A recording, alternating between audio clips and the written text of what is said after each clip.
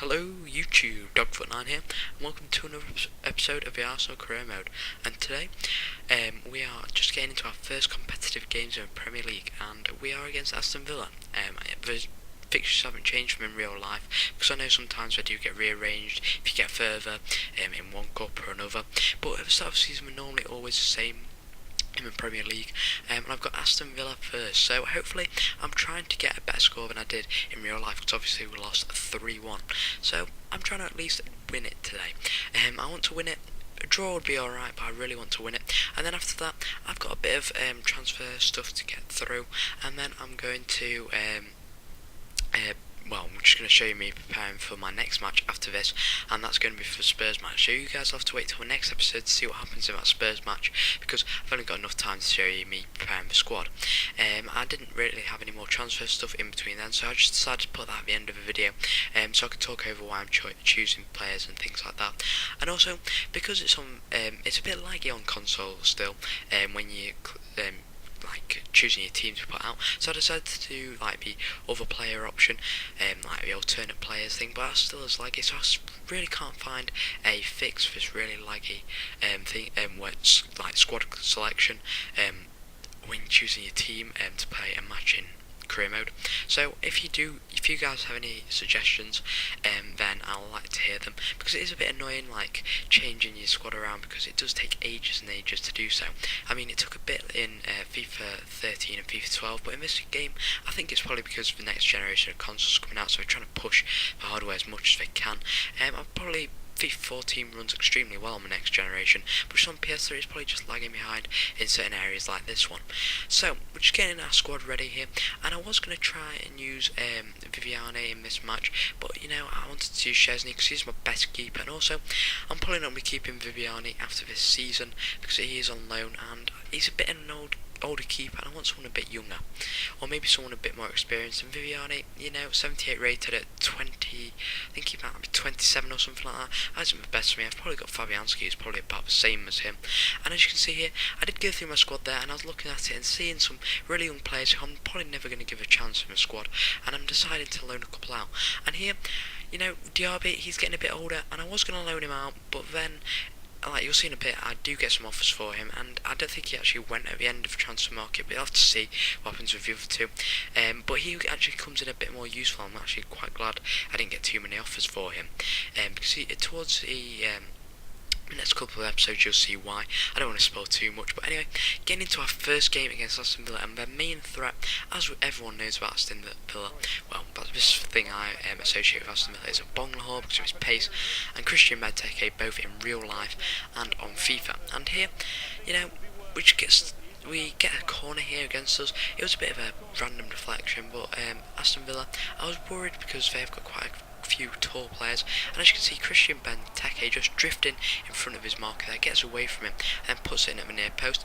But here's an absolutely rocket of a shot from Marco Reus, first goal outside of the foot, and that is one of the best goals I have scored on FIFA 14 so far. That is absolutely brilliant. I mean, if I'd been against someone in real life, I probably would have quit, because I think it was a finesse shot at the same time, so it was like a reverse finesse shot or something like that, but it was an absolutely brilliant goal, and I really wanted it to be the goal which put us in the lead, but unfortunately it was just a goal to put us level. And Christian Benteke once again drifts into the box late and gets his head onto that, and Szczesny should have really done better. It wasn't really that strong of a header, and Benteke here comes off, and the second Benteke comes off, the squad seemed to dip a bit, and we get this corner here and we whip it in, and to Nestatic, a player who we got in FIFA 13, carries on his amazing goal scoring record from corners, and gets us another goal here, and that levels it up pretty late on in the game, and we get a 1 point from our opening game, which isn't too bad. Sorry about that, I just knocked my mic, and I just knocked my watch when I was trying to get it up to figure out what happened to my mic then. But anyway, Szczesny, he was playing pretty poorly in that game. I know he should really, hopefully he'll be improving. maybe it's because pre-season did shake him up a bit, scoring conceding so many goals. But hopefully the arrival of Jerome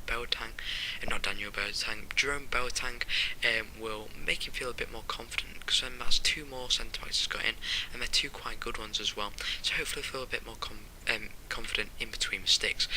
So here we are, just getting into some scouting stuff. I know you guys probably don't find this enjoyable, but I really do find it interesting. I mean, some people really hate this new system, some people really like it. I mean, I'm still not fully decided. I like this new scouting system. Sorry, again, I just knocked my mic again. I really need to stop doing that. But I really like this new scouting system, but really, some people don't, because they just like to go out there and buy the best players or buy the guys with the best potential and things like that. I mean, we can still do that through websites and stuff like that, so I don't know why they're complaining, but it's probably just like a little hurdle in the way of them signing players, and signing players is a bit slow nowadays on this FIFA 14, and selling players, you don't sell them as much. You do get probably about the same amount of offers in, but they are like low down and they're like bids out of anywhere, which aren't really proper bids, as you guys have probably seen in this series so far, and as you guys have probably experienced when you've been playing this game. And here we are, just setting up a new instruction for my squad scouts, and I was looking at how I could go with the age just out of curiosity. I wasn't going to go for a really old player, don't worry, and then I decided to go for another right back, quite young, but I really wanted him to be good, because Sagna, he is decreasing, and that's a bit upsetting, because, you know, he's a good player, and before we could accept Jerome Boateng, we had to just sort out the budget there a bit, so we could pay his wages and also pay for transfer price. And here, Lucas Podolski, an offer out of nowhere from Liverpool there, 6.5 million he's worth. I don't think he is worth that much. I think he's worth much more than that, because he's been playing really well for us when I have been playing him.